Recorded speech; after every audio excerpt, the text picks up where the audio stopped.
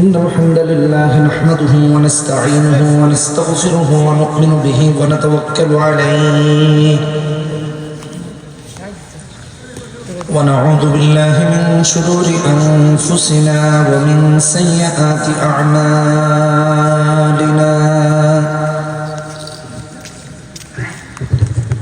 من يهده الله فلا مضل له ومن يضلل فلا هادي له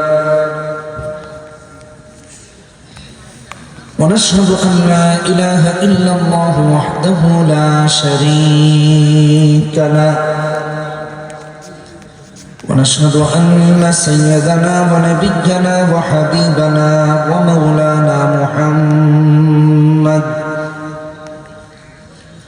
ومولانا محمدا عبده ورسوله أما بعد فقد قال الله تعالى في كلامه المجيد وفي فرقانه الحميد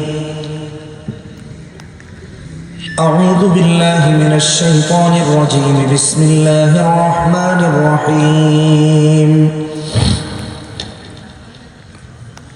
وقال الرسول يا رب إن قوم اتخذوا هذا القرآن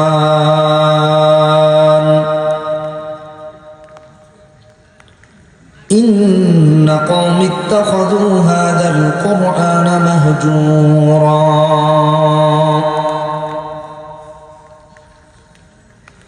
وقال تعالى في شان حبيبه إن الله وملائكته يصلون على النبي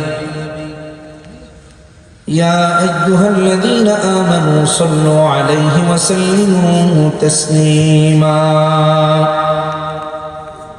সবাই নামাজের দুরূদ পড়ি আল্লাহুম্মা সাল্লি আলা মুহাম্মাদিন ওয়া আলা আলি মুহাম্মাদ কামা সাল্লাইতা আলা ইব্রাহিম ওয়া আলা আলি ইব্রাহিম ইন্নাকা হামিদুম মাজিদ আল্লাহুম্মা বারিক আলা মুহাম্মাদিন ওয়া আলা আলি মুহাম্মাদ কামা বারাকতা আলা ইব্রাহিম ওয়া আলা আলি ইব্রাহিম إنك حميد مجيد عظيم উন্নয়নতলা পূর্বপাড়া তালিম ও কোরআন নুরানি মাদ্রাসার উদ্যোগে আয়োজিত আজকে মাদ্রাসা এবং প্রবাসী কল্যাণ সংগঠনের মাহফিলের সম্মানিত সভাপতি আল্লামা নোমান সাহেব দামাত বারাকাতুহুল আলিয়া, দীর্ঘ সময় আলোচনা করেছেন উস্তাজ শেখ জসিমউদ্দিন রহমানী হাফিজুল্লাহ, আলোচনা করেছেন অন্যান্য উলামায়ে কেরাম। কোরআনুল কারীমের একটা আয়াত তেলাওয়াত করেছি, সূরাতুল ফুরকানের 30 নম্বর আয়াত। আমাদের মৃত্যু হবে, আবার উত্থান হবে, পুনরুত্থান হবে, আমরা উঠব। একদিকে রাত বেশি হয়ে গেছে, আরেকদিকে প্রচন্ড ঠান্ডা পড়েছে।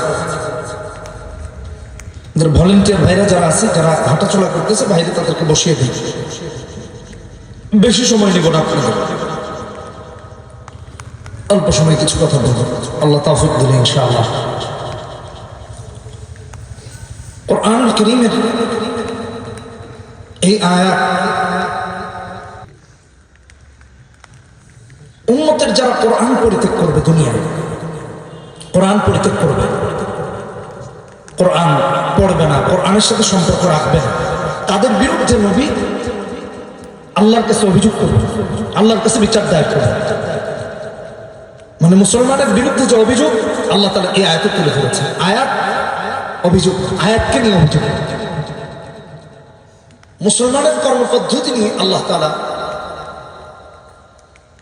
যে অভিযুক্ত করবেন কিয়ামতের ময়দানে, সেটা এই আয়াতে তুলে ধরেছে। এই মাদ্রাসাগুলো কেন? আমি তো বলি পাড়ায় পাড়ায় আরো বেশি করে মাদ্রাসা হওয়া দরকার, কোরআন শিক্ষার জন্য, কোরআনের সাথে সম্পর্ক তৈরি করার জন্য। আমাদের ভাই এই যে আব্দুর রহমান কথা বলতেছিলাম, তো বলতেছিলেন যে প্রবাসীরা মাদ্রাসার প্রতি খুব আন্তরিক, এই মাদ্রাসার প্রতি, এবং তারা চায় মাদ্রাসাকে আরো উন্নীত করতে। এলাকাবাসী হচ্ছে তাদেরকে আরো উৎসাহ দেয়, আরো সহযোগিতা করে। আলেমরা কেন মাদ্রাসা করে? বা আজকে যে প্রবাসী ভাইরা এই মাদ্রাসার জন্য খেদমত করছে, সার্বিক সহযোগিতা করছে, কেন? যাতে করে কিয়ামতের ময়দানে সেদিন একজন এই অভিযুক্তের কাতারে না দাঁড়ায় যে আল্লাহ দুনিয়াতে এই কোরআন পরিত্যাগ করেছে। এই এলাকায় যেন একজন এমন না থাকে।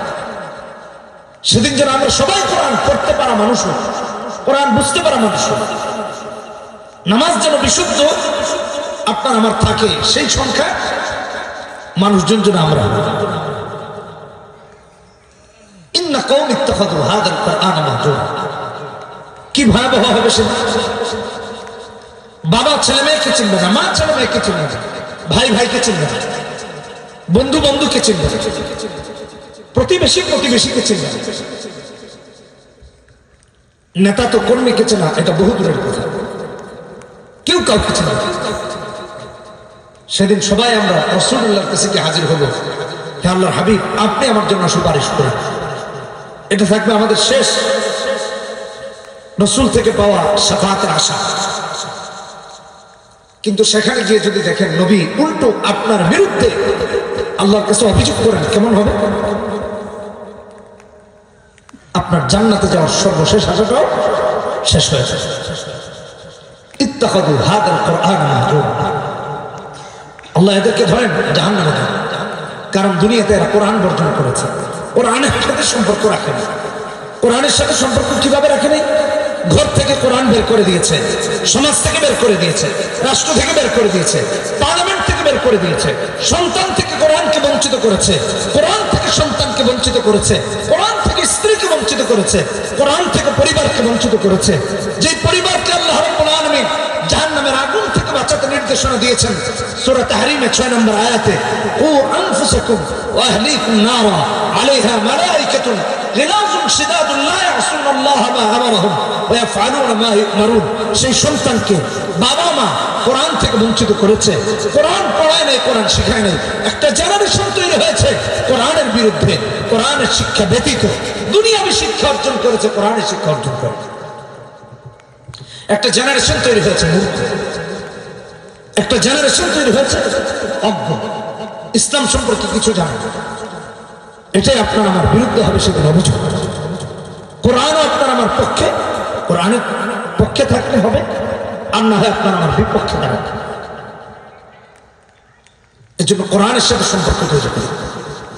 এই অভিযুক্তের কাতারে আপনি আর আমি না দাঁড়াই। এই জন্য মাদ্রাসাগুলো তৈরি করা হবে, অন্য কোন কারণ। কারণ সেদিন ভয়াবহ এই পরিস্থিতি যার জন্য হবে তার দুর্ভোগের কোনো শেষ হবে না। ভাইরা, কোরআন আল্লাহ কেন দিন? কি প্রয়োজন ছিল কোরআন? উস্তাদ শেখ জসিমউদ্দিন রহমান হাফিজাহুল্লাহ খুব সুন্দর কথা বলছিল।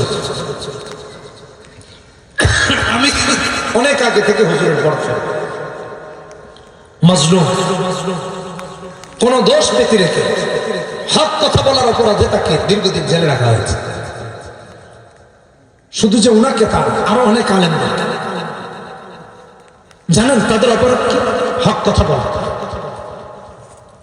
এমনকি আলেমদের জেল খাটা, এটা যতটা না এই দেশের সরকারের ইচ্ছা তার চেয়ে বেশি ভিন দেশিদের ইচ্ছা।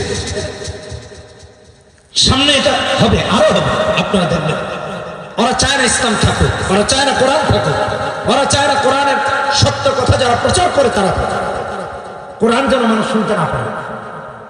ঠিক মুহতারাম আলমীদ্দিন, আল্লাহ তাকে নেক হায়াত দান করেন, তার আওয়াজকে আরো উঁচু করে দিন, দ্বীনের জন্য আরো কবুল করে নিন। আমিন।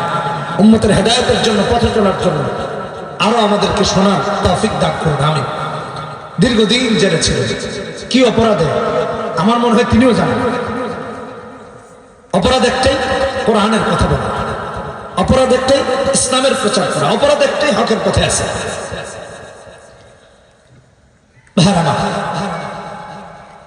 আমাদের পার্শ্ববর্তী দেশ ভারত চায় এই দেশটাকে কাশ্মীরের মতো করে